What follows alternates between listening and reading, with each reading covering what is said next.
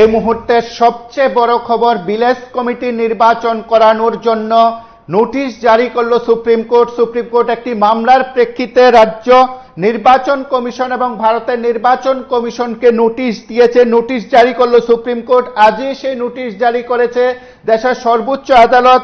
ত্রিপুরার এডিসি এলাকার ভিলেজ কমিটির নির্বাচন নির্দিষ্ট সময় করার জন্য সেই নোটিশ জারি করা হয়েছে।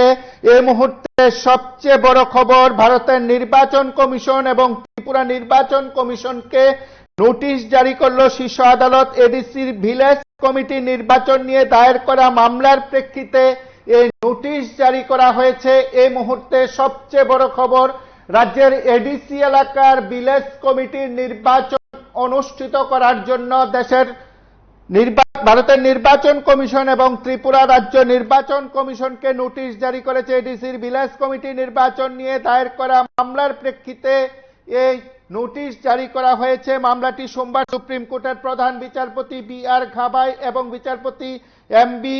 আঞ্জারিয়ার বেঞ্চে শুনানির জন্য উঠেছিল। ত্রিপুরার ভিলেজ কমিটি নির্বাচন যেন দ্রুত সম্পন্ন করা হয় সেই আবেদন জানিয়ে এই মামলা করা হয়েছিল সুপ্রিম কোর্টে। এখন ভারতের নির্বাচন কমিশন এবং ত্রিপুরার নির্বাচন কমিশন নোটিশের প্রেক্ষিতে কি জবাব দেয় তার অপেক্ষায় রয়েছে সংশ্লিষ্টরা। এডিসি এলাকার ভিলেজ কমিটি নির্বাচন অনুষ্ঠিত করার নোটিশ জারি করা হলো। এই মুহূর্তে সবচেয়ে বড় খবর, ভিলেজ কমিটি নির্বাচন অনুষ্ঠিত করার নোটিশ জারি করলো সুপ্রিম কোর্ট। আপনারা প্রত্যেকে জানেন যে এডিসি এলাকার সাধারণ নির্বাচন 2026 সালে অনুষ্ঠিত হবে। 2026 সালে অনুষ্ঠিত হবে সাধারণ নির্বাচন এবং এই সাধারণ নির্বাচন অনুষ্ঠিত হওয়ার প্রাক মুহূর্তে বিভিন্ন জায়গায় রাজনৈতিক মহল বলা যেতে পারে ইস্যুতে সরব, কিন্তু সেখানে শীর্ষ আদালত বলে দিয়েছে ভিলেজ কমিটির নির্বাচন অনুষ্ঠিত করার। সেদিক থেকে নোটিশ জারি করার প্রসঙ্গে ভারতের নির্বাচন কমিশন এবং রাজ্য নির্বাচন কমিশন কি জবাব দেবে সেটা সময় বলবে। এই সময়ের মধ্যে দেশের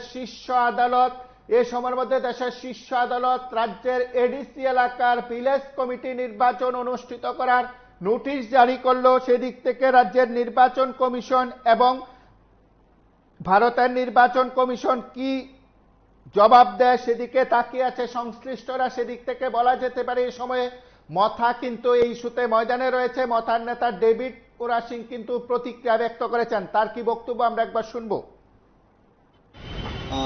नमस्कार सभी त्रिपुरा का लोगों को नमस्कार।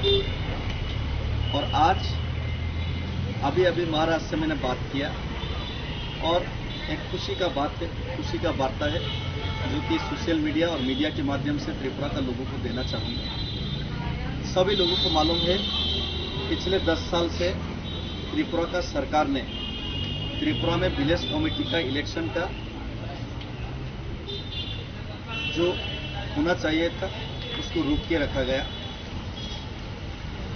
तो जनता बहुत नाखुश है। बहुत लोगों ने हाई कोर्ट में अपील किया, पिटीशन फाइल किया, कोई सॉल्यूशन नहीं निकला। लेकिन आज खुद हम लोग का प्रिय महाराज उन्होंने सुप्रीम कोर्ट पे पिटीशन फाइल किया और आज सुप्रीम कोर्ट का राय आया।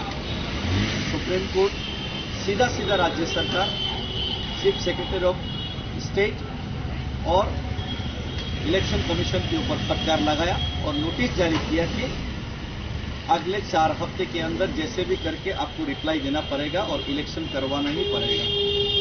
तो ये जो जीत है, महाराज ने जो दिल्ली जा के जो त्रिपुरा लोगों के लिए जो फाइट किया, ये जीत छोटा सा है शायद, लेकिन बहुत बड़ा बात है कि एक आदमी सरकार का पार्ट होते हुए भी, सरकार में रहते हुए भी अपना त्रिपुरा लोगों के खिलाफ जो अन्याय है,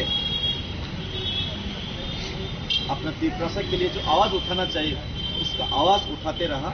और आज सुप्रीम कोर्ट में पिटीशन फाइल करके अपने हक, त्रिपुरा के लिए हक मांग के लाया और विलेज कमेटी इलेक्शन अभी करवाना ही पड़ेगा स्टेट गवर्नमेंट को। और मैं अगरतला से दिल्ली तक ये जो पैदल मार्च कर रहा हूँ, इसमें ही मुझे खुद कहना पड़ रहा है कि महाराजा जैसा लीडर हो तो हमारा जैसा आदमी पैदल मार्च करने के लिए आज सपोर्ट मिलता है।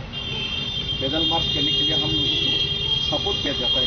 लेकिन पहले जब मैं आंदोलन करना चाहता था, बहुत सारे लोगों ने, लीडर लोगों ने हमको रोक के हमको आंदोलन भी नहीं करना देना चाहता पिपरासा के लिए फाइट करने के लिए भी हमको मौका नहीं देना चाहता, लेकिन महाराजा ने मौका दिया और मैं फाइट कर रहा हूँ। जैसे आज भगवान की एक बात है, भगवान के घर में देर है लेकिन अंधेर नहीं है।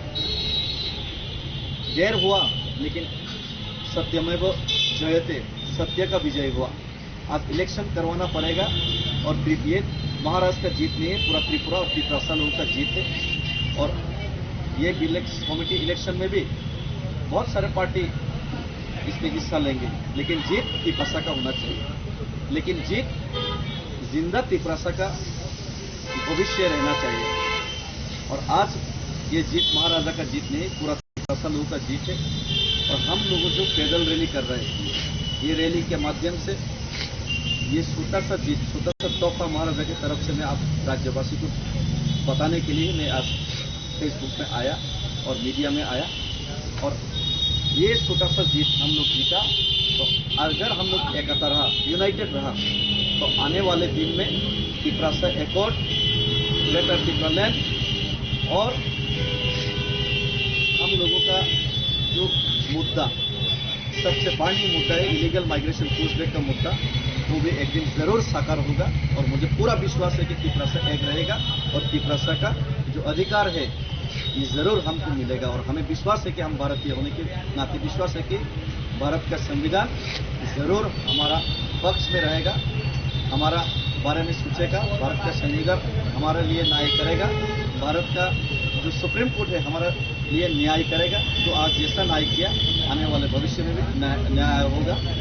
और आने वाले भविष्य में हम लोग पिपरासा जरूर अपने हक अधिकार जरूर वापस ला सकेगा।